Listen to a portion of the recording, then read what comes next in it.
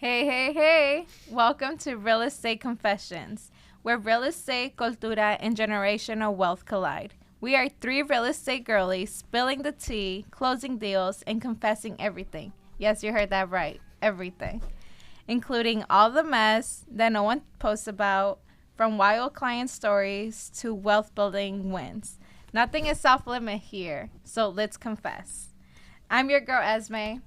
Hi, my name is Nayeli. And I'm Rosalind. And this episode, we're calling Three Girls in a Bow Tie. And trust us, there is a reason. Our guest today isn't just a real estate attorney. He is your go-to when deals start to fall apart. He's the closer. He's the fixer. The one that keeps his cool when everybody else is panicking. Give it up for... Mahmoud Faisal Elkhatib, Oh my God, thank you so much for doing that for us. the bow tie attorney. Hey. All right, bow tie. Sorry, Yes. I'm not going to It's try all to right. mess up your name. It's all right. You'd be here with other people call me.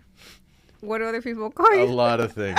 we wanna know? bow Some tie. good, some bad. We're going to leave that till the end. Yes. All right, so to start us off, let's just break it down for people who might not know what a real estate attorney does. Can you give us a little breakdown? Absolutely. So a real estate attorney actually looks at the transaction for the buyer and the seller and makes sure all the legal T's and I's are crossed and dotted. What I always say, people always are questioning whether they should hire a real estate attorney. And in my opinion, this is probably the largest and most expensive transaction you're ever going to do in your life. It only helps to have an attorney overlook and just make sure everything is done the right way. And if it's like an insurance policy, right? So yeah, that's baseline what the attorney does. Checks the documents, checks the paperwork, checks the deeds, checks the title. And if there's any snags or problems, the attorney is the one who will clean it up. Okay. So I think I get some pushback from my clients who are like, as soon as I say attorney, they're like thinking of all the money that you're going to charge them because people think that you're just going to bill them by the minute. So how does I it work? would love to bill by the minute. If I did, I wouldn't be sitting with you three. Nothing personal. Wow. I'd be like on a beach somewhere. But yes, it is not. Hiring an attorney can be expensive depending on what you're doing it, right? But this is not family law. This is not a divorce. This is not, some highly complex transaction, especially if you're talking about a residential deal. Usually, attorneys will charge anywhere between $500 to $800 per file.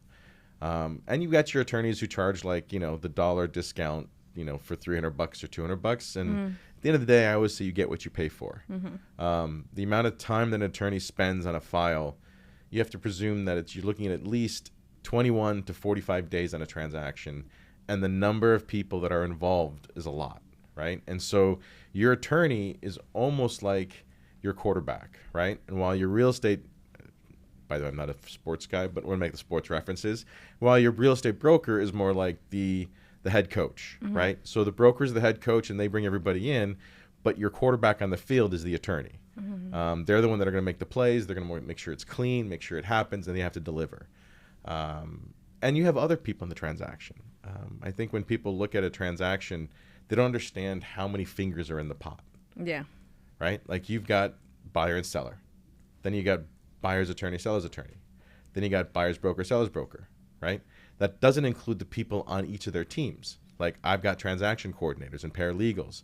And then you've got transaction coordinators on your side, as does the other broker, right? Then you've got the lender, right? And so the lender has their underwriters, and the lender has their transaction coordinators, right? And we haven't even talked about the title company yet. Yeah. Oof, right? Yeah, that's a lot of Then people. So you're looking at about, on any transaction directly touching the file, you got about 20 people that are touching a file, right? So it's always, I'm very impressed when transactions close, not because they don't, but because how much goes into it that a lot of people really don't understand. What made you want to practice real estate law, and specifically, what's your original story? Wow, we don't have time for that. But I will Can we just start get with the Cliff fact- Notes? Right, the Cliff Notes version. Yeah. So my degree is in chemistry. So I'm originally a chemist. And so I think that's really where some of my secret sauce is. Steve Jobs had a commencement speech when he says, if I told you where I was going to go when I first started in college, whenever it was, he would never have figured out his path. But looking back, he could see how everything was connected. And there's a lot more to that we can talk about. But in terms of me, so I was this is like my 7th or 8th career. Chemistry was my start. And the reason I got into the law was I got very frustrated with the attorneys that I was dealing with. It's just very frustrating. Some of them can't read a financial statement. Some of them couldn't understand. And the biggest problem that I had with attorneys in general that I'd hired in my lifetime, I would say that they didn't understand the overall global picture necessary for the business, right? Yeah. They could provide the legal piece, but they could never look at the total piece and say, okay, well, how does the legal component contribute to the overall goal of the business or the client, right? Yeah. They always focused on the legal aspect of it, which to me was ridiculously frustrating.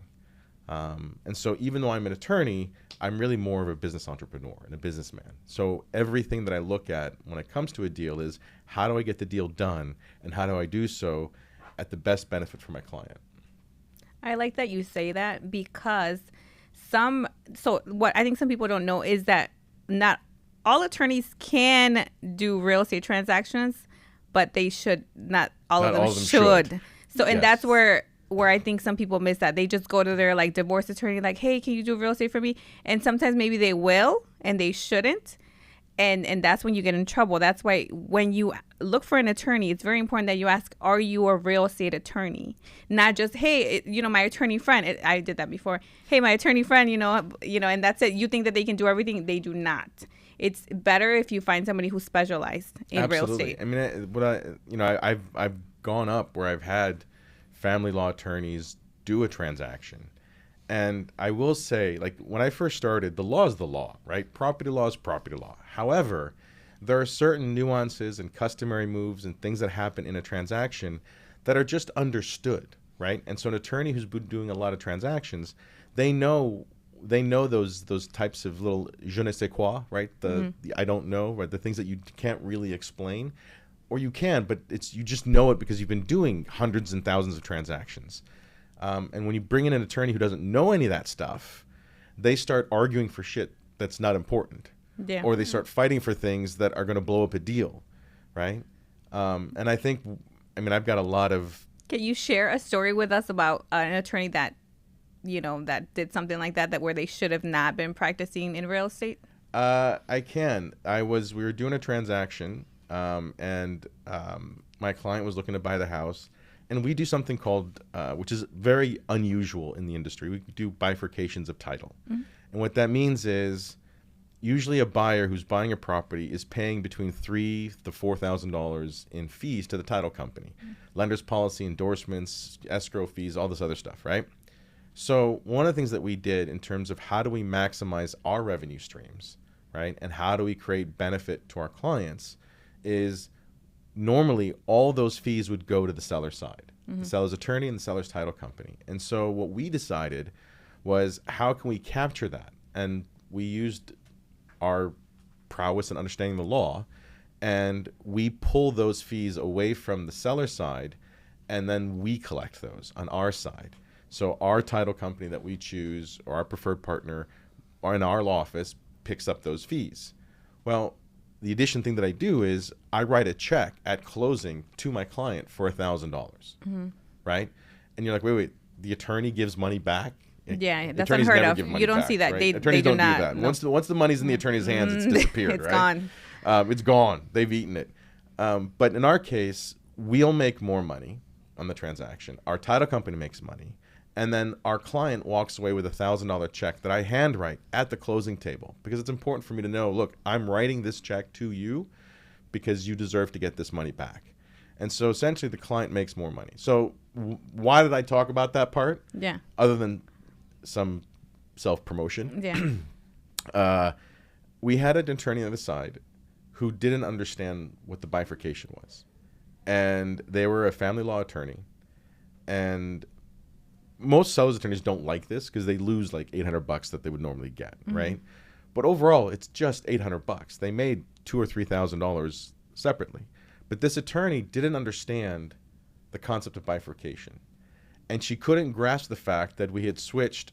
The contract was originally a cash offer, but our client said they wanted to finance. So we switched it from cash to financing and then moved to bifurcate. And the attorney lost her mind. Like when I say she lost her mind, she lost her mind. Like I couldn't get her on the phone to talk to me. She wouldn't respond to our emails. At one point, I had to send an email saying, listen, you know, I do speak English. You can talk to me. Like I thought maybe it was a racial thing or whatever, right? As in, you know, I'm an Arab and whatever. And I was like, look, and I speak English and I'm quite charming and I'm really nice. And like I came up with whatever I could to get her to call, and she just refused. And she refused to do the deal, and ultimately to the point where they killed the deal because of it. Wow. And that's terrible for the buyer person. was devastated, right? Yeah. And so one of the things that I guess the secret weapon that I've got is I'm actually a litigator, right? So I started out litigating in court.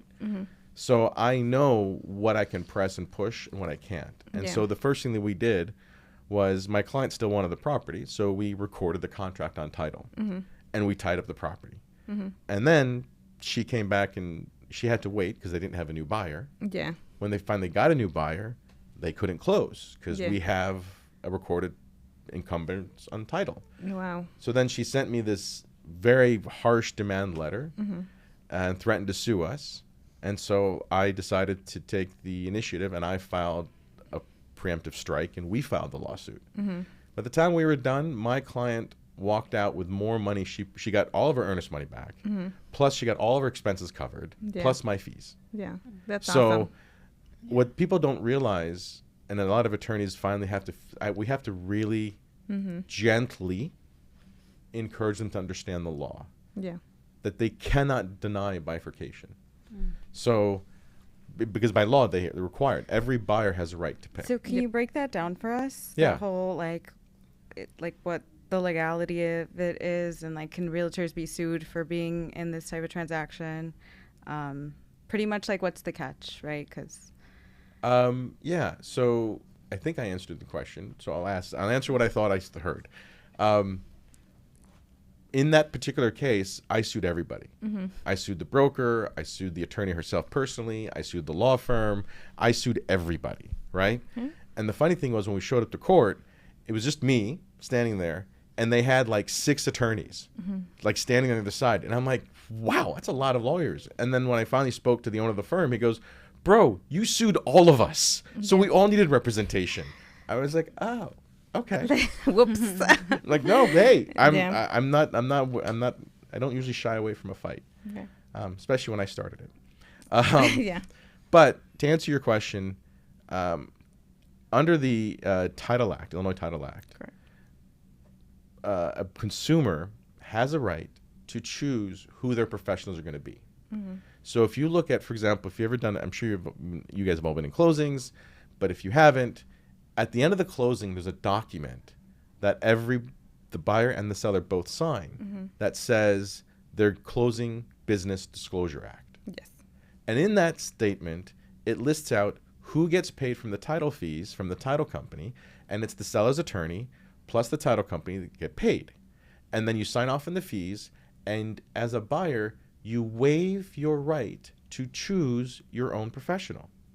So it's inherent in the documentation that's saying you got to choose, but you waived it. Yeah. So- I think a lot of people don't know that's actually in your mortgage application. So you get to decide, and people don't read their mortgage application. They just like boom, boom, boom, boom, boom. But I've read it, and it is on there. And, I've always just understood that I thought we would just, do it. But it is an option. People just don't read it. Correct. It is an option. And so by law, since it's an option, it cannot be denied. Nor can they cancel the transaction, nor they can do all those things. And so one of the things that we do with our clients is we tell them up front, right out of the gate, and give them the option, the choice. Do they want to just go with the regular, or do they want $1,000 at the end of the transaction, right?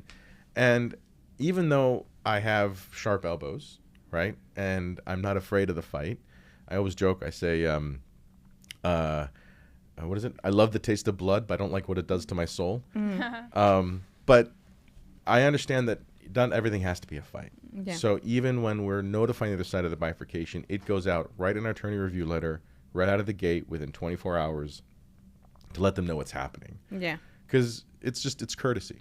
When you're working with the buyers, like, how do you explain this messy process? Because it can get messy. Like you said, you were up against 6 other attorneys Right. at a point. So how do you explain this to your client? And you already have a winning story Right. to back you up. Yes. But like, to someone who is like a first-time buyer and you're representing them, how do you explain to them that even if it might get messy, you're going to be okay? Right. So in our documentation, and of course nobody reads, right, like you said, but we provide a packet to all of our clients that explains the entire real estate transaction with every term that they ever want to know. We send it digitally and electronically, and we do it in Spanish and we do it in English, right? So the information is there. But we also, one of the things that we do is every deal that we have someone from my team reaches out and speaks to the client and walks them through the retainer, walks them through the transaction, what to expect, what to look out for, and explains that whole bifurcation process. And they don't need to get detailed into it. I mean, if they want to get detailed, we're happy to, right? But really, at the end of the day, it's like, look, do you want to make an extra $1,000? And if you do, just so you know, we'll make more money and you'll make an extra $1,000. But we don't have to do this. We can go back to the other side and get them to lower their fees, or we can go back with them, but then they will make money, right? Yeah. And you won't get the $1,000, but you might get reduced fees. So we explain it all to the client as simply as we can, right? But you get your buyers who want the money. They want to know. Well, they don't want to know how you make the sausage. Yeah. Oh. So, for all those contracts that you send out and you do your attorney review, how many of those come back and say, "Screw you! I don't want to work with you." Blah blah blah. You know, because I could imagine a lot of seller attorneys, you know, being pissed the heck off because Yes. that's how they make their money.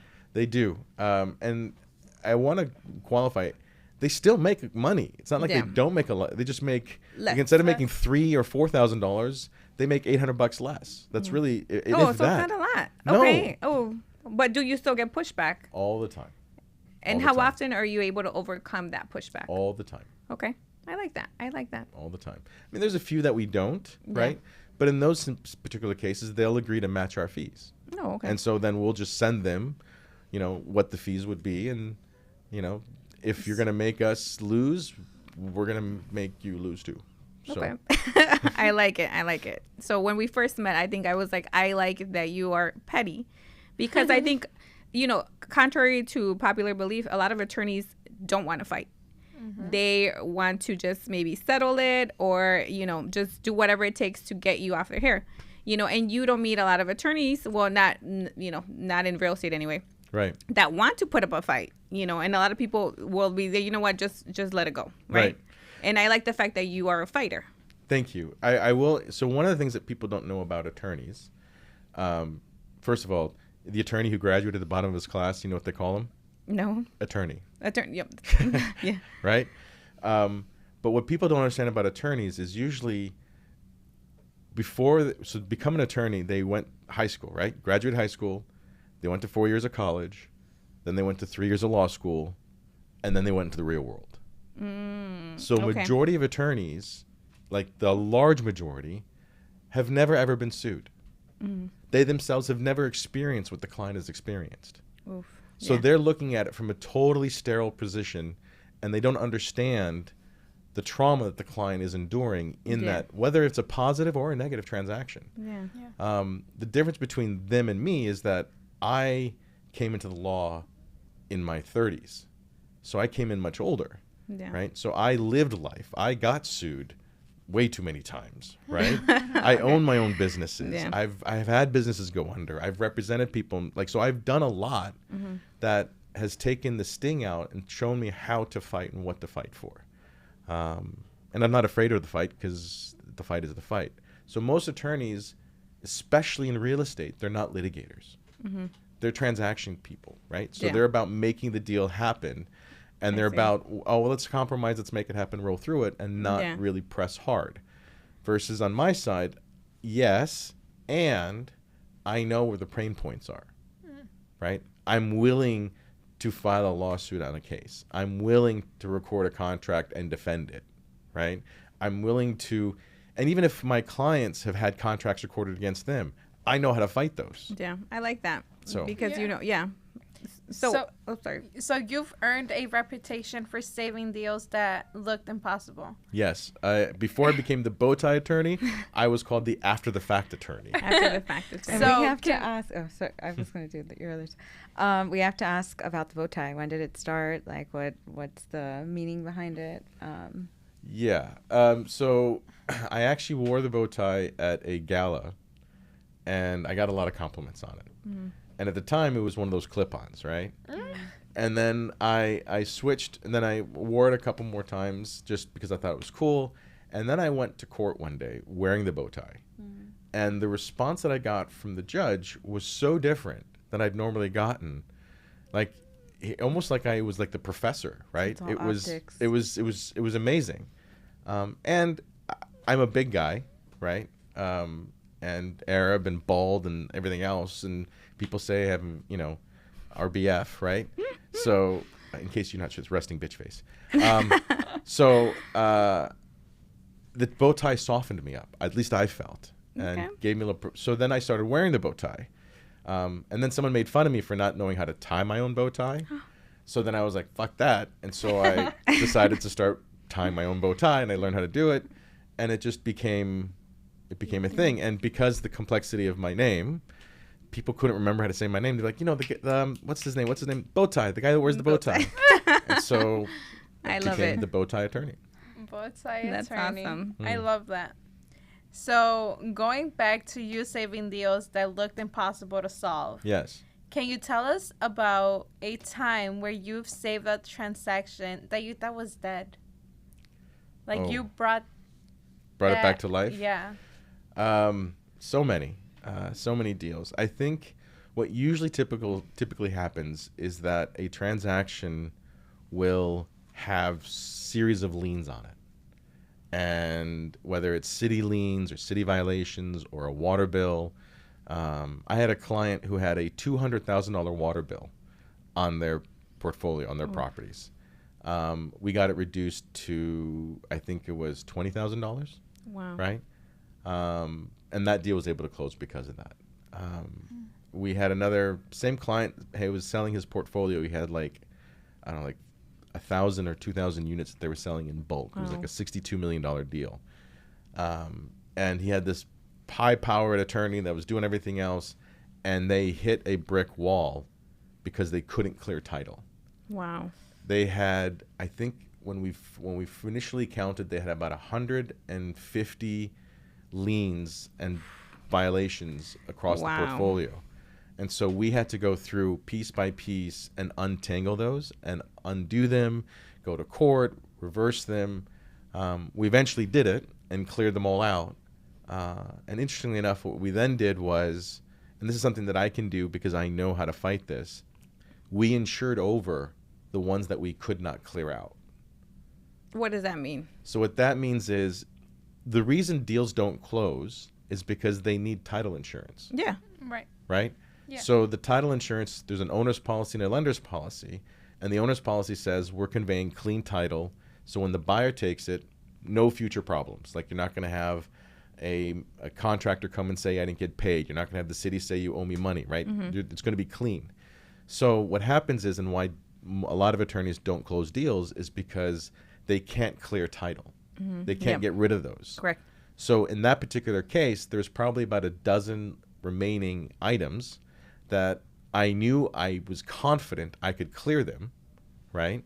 And so what we did was we issued an insurance policy insuring over those transactions. That's super smart. So that way they could still close, Yeah. right? Obviously, I charged a premium for it. Yeah. But now the deal closes, the buyer has the insurance, Yeah. the seller's insured, and now it's based on my ability to do what I do best. And so we were able to clear those. And once we cleared we did an escrow, and there's certain things that we do to protect, obviously, for everybody. But I was able to clear them out Are you ever scared to get sued all the time. personally? Well, I get that's sued all a the liability you're essentially taking in. True. One, I'm not afraid of getting sued. It's just a pain in the ass is what it is. Just, Okay. You got to go through it. So I'm not afraid of getting sued. I take educated and calculated risks, right? Now, I have a very high tolerance for risk, right? So I'll go a little bit further than most people. And has it caught up to me? Sometimes. But one of the things I tell my team is there's very few things that we can't unfuck. Yeah. Right? I mean, except for pregnancy. That Yeah. I mean, once we're there, that's a whole other conversation. But Yeah. yes, there are very few things that we can't unfuck. Alrighty, so you know what time it is. It's confession time. What one deal have you done that made you sweat? And at the end, you're like, shit, I can't believe I pulled that off kind of moment. Or maybe a time where you had to deliver like tough news to a client, tough love, Yeah, put them in those their are- place. Yeah. Those are hard. I think so. One part of our practice is foreclosure defense work, and so we represent borrowers who are in distress and troubled. And I think sometimes the hard part is we're almost like a victim of our own success. So we'll keep someone in their house 5, 6, 7 years without paying a mortgage payment, right? Which is great. However, sometimes they get really complacent. And it gets to a point, it's like, listen, it is time to jet. You've got to pull out. And it's really hard sometimes to deliver that news because even though we tell our clients, prepare, put money on a side, set things, it just sometimes they don't. And the hard part is having to force them or push them and say, it's time to go. Unfortunate, right? So yeah, I mean, I've had clients who we've bailed them out and got them a nice chunk of change, but they just weren't prepared for the move. And so it's like they're at the last minute moving their prized possessions in the middle of the night, and it's kind of hard to deal with that. So I would say that's the tough parts.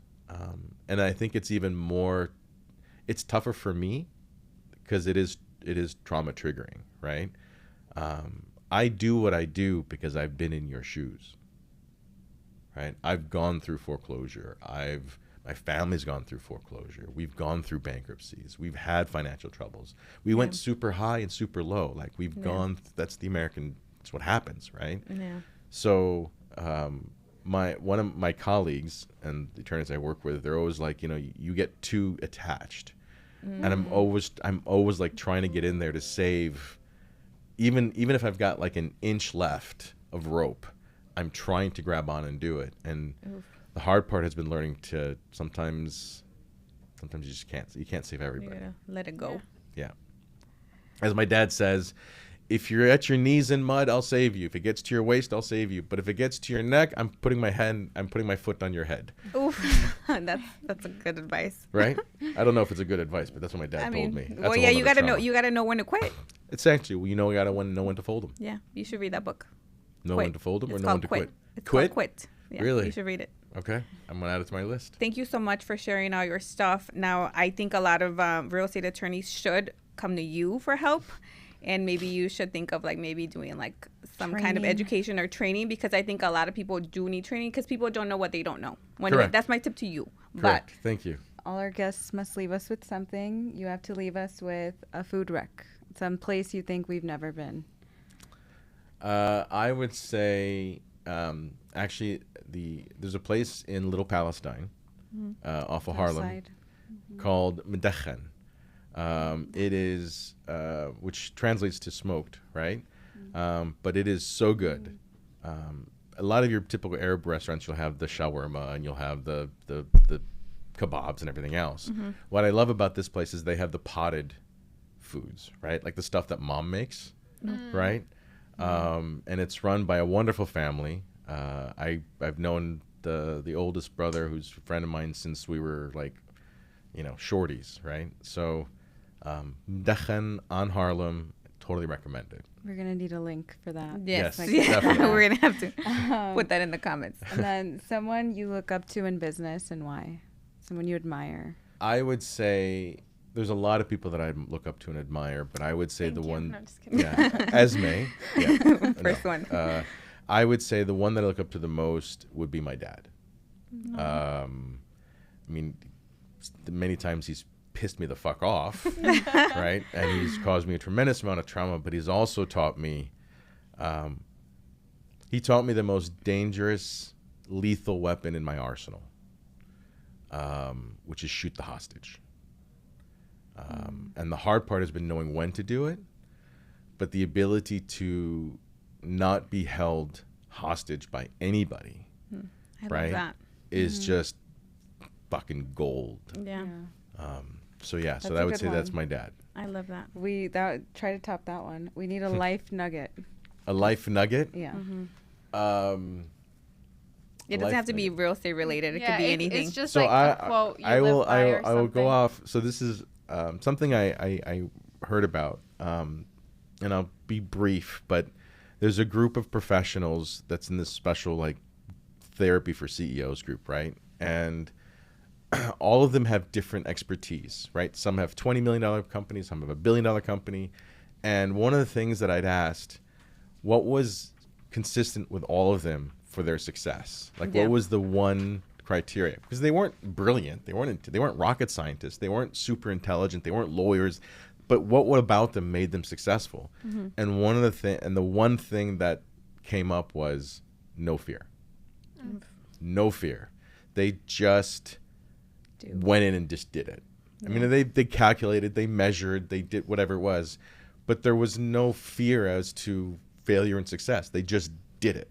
And I think if I would give anybody advice, I would say run your numbers, calculate, figure things out, blah, blah, blah, blah. But where people get caught is they don't pull the trigger. Yeah. And I think no fear, just fucking do it. And if you fuck it up, it's okay. Just fix it later. You know what? Hell yeah. Well, thank you so much for hanging out with Absolutely. 3 girls in a bow tie today. Thank you. Your stories were everything. Thank you Much so much for appreciated. sharing it all. Where can our listeners find you and get legal advice from you? Absolutely. So you can find me on Facebook at look up Bowtie Attorney, and that should pop up. But you can. We have a website, evhas.com, evhas.com. You can also call us at 312-775-0980. But yeah, so, and I'm working on a website for the Bowtie Attorney. Hey, I like that. And Yes. bow tie business cards. I know. I'm working on that as well. You should definitely shout out your paralegal because she is amazing. Oh, Marina Navarro, she is a blast. I am really blessed to have an amazing team. She's great. She is. Marina, Davinia, Gina, Susie. Yeah, we have a whole team. All right. Well, thank you for coming in and sharing all that information with us. For everybody else who's listening or watching, if you enjoyed this episode, please follow us at Real Estate Confessions, where you are going to hear all the behind the scenes, steal saving, laugh worthy moments of real estate. We'll catch you next time. Bye.